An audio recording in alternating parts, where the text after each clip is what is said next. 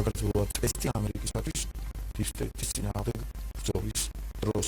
თუკი ამისი ელემენტარული ნიშნები მაინც იქნება პირველ რიგში შეეხება საქართველოს. ამერიკაში ამერიკული ფონდების საქმიანობის მხილების შემდეგ საქართველოში deep state-ის გავლენების ახალი კონტურები გამოიკვეთა. მმართველმა გუნდმა ქსელების ნაწილი გაშიფრა და დაადგინა, რომ USAID-ისა და ნედისთვის ნაკისრი ვალდებულებები ახლა ბრიუსელიდან დაფინანსებულმა ორგანიზაციებმა და ევროკავშირის წევრმა ქვეყნებმა გადაინაწილეს. გავლენების ვაშინგტონიდან ბრიუსელში გადანაცვლებას საპარლამენტო უმრავლესობის ლიდერმა ვრცელი განცხადება მიუძღვნა.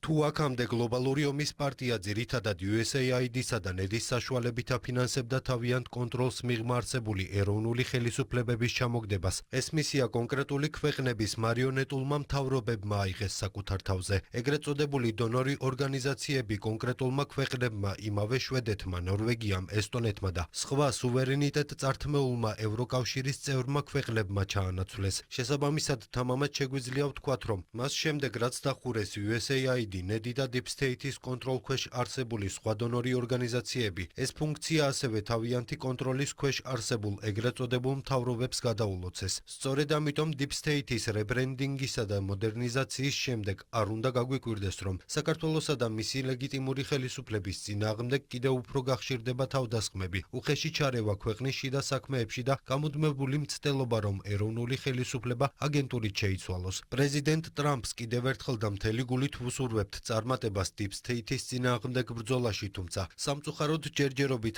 არათუ დამარცხების, არამედ მისი დასუსტების ნიშნებიც კი არ ჩანს. მოკლე პერიოდში უკვე გამოიკვეთება კონტურები, ეს არის რეალური ბრძოლა deep state-ის წინააღმდეგ, თუ ეს არის საზოგადოების მოტყუების მცდელობა და ფარულ პროცესებში ინფორმით მოდერნიზაცია და რებრენდინგი, რომ მომავალში კიდევ უფრო რთული იყოს სიმართლის გარკვევა.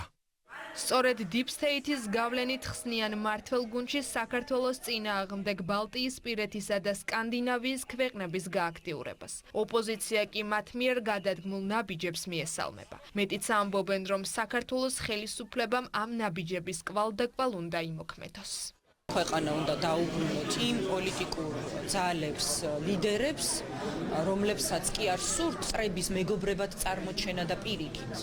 არამედ ადეკვატური მართალი აღქმა აქვთ მოვლენების და მსოფლიოსი. ტრამპის ადმინისტრაცია არის მემარჯვენე პოლიტიკური ძალა და იქ ხედავს მემარცხენე იდეოლოგიურად მისთვის მიუღებელ პროექტებს და ადამიანებს.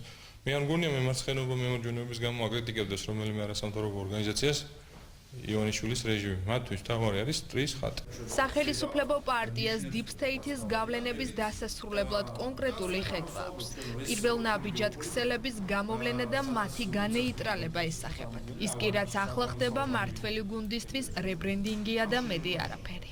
ხედავთ ჩვენ უკვე ასე ვთქვათ დივერსიფიცირებულ თავდასხმას ქართულ ხალხზე, საქართველოს ხელისუფლებაზე, სულეთ და მთლიანად საქართველოზე. ეს არის ჩვენთვის ტესტი საბოლოო ჯამში, ვინაიდან როცა საუბარი იყო deep state-ზე და მის დამარცხებაზე, აქ ჩვენი წარმოდგენა არის ასეთი, რომ უნდა ამოიძირკოს საერთოდ სხვა ქვეყნების დესტაბილიზაციის ქსელები და არა მოხდეს მათი რებრენდინგი. ის რომ სახელმწიფო ფონდები, ის რომ გარკვეული ფონდები, დონორები ევროპიდან აფინანსებდნენ ჩვენთან ოპოზიციას და არასამთავრობო ორგანიზაციებს და არასამთავრობო ორგანიზაციების გავლით კიდე პროცესების რადიკალიზაციას, ეს ახალი არ არის.